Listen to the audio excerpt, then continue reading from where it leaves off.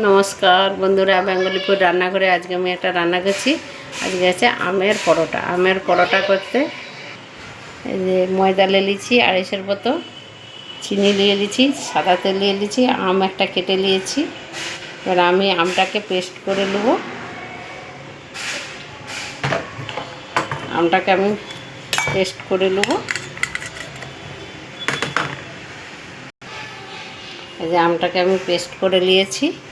এবার আমি দিয়ে দিচ্ছি চিনি 1.5 চামচ মতো, 250 মতো ময়দা, 1.5 চামচ চিনি দিয়ে দিচ্ছি, তেল 2 চামচের মতো তেল দিয়ে দিচ্ছি,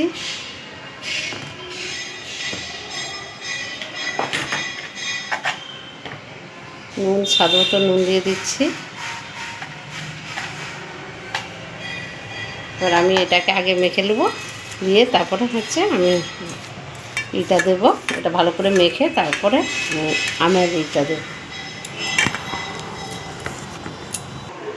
মাখা হয়ে গেছে, এবার আমি আম পেস্টটা দিয়ে দেবো, দিয়ে মেখে নেব। মাখা হয়ে গেছে, এবার আমি গোল করব। মাখা হয়ে গেছে, কি সুন্দর দেখুন মাখা হয়ে গেছে, জল দেয়নি, জল ছাড়া মাখা হয়ে গেছে।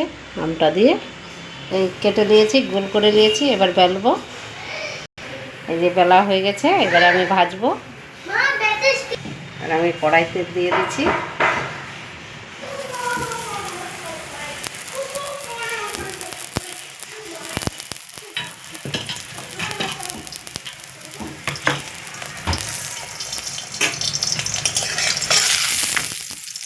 এভাবে আমি সব ভেজে দেবো একটা একটা করে।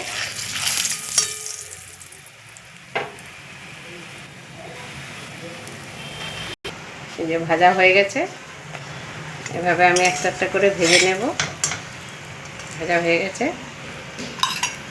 একটা আমি দিয়ে দিচ্ছি কড়াই।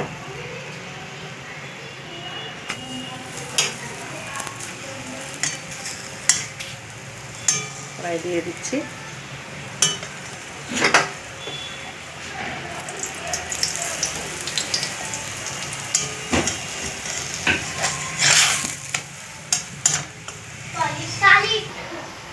এবার এই ভেজে নিচ্ছি আমি একটা একটা করে সব এভাবে।